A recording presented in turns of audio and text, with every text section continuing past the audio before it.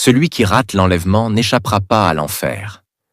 Bien-aimés, il y a une vérité spirituelle que beaucoup prennent à la légère. L'enlèvement de l'Église.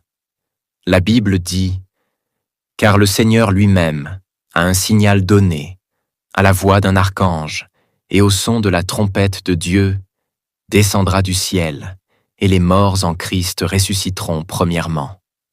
Ensuite, nous les vivants, qui serons restés, nous serons tous ensemble enlevés avec eux sur des nuées, à la rencontre du Seigneur dans les airs, et ainsi nous serons toujours avec le Seigneur.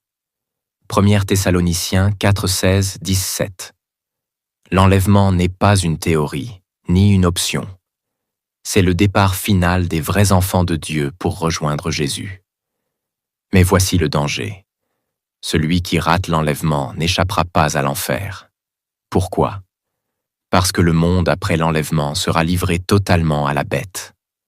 La parole déclare « Et il fut donné à la bête de faire la guerre aux saints et de les vaincre. » Apocalypse 13, 7. Si tu restes après l'enlèvement, tu tomberas dans le temps de la grande tribulation, dominé par l'Antichrist et ses lois. Tu n'auras plus la liberté d'adorer Dieu. Parce que le salut sera presque impossible dans la grande tribulation. La bête imposera sa marque. Apocalypse 13, 16, 17.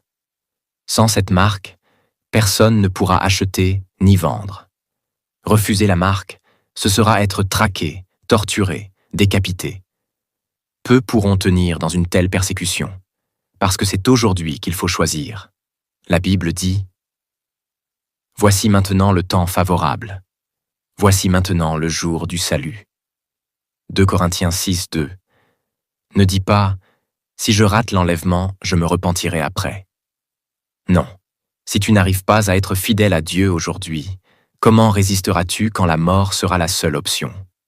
Celui qui rate l'enlèvement n'aura plus de deuxième chance facile. L'enlèvement est la frontière entre la grâce et le jugement.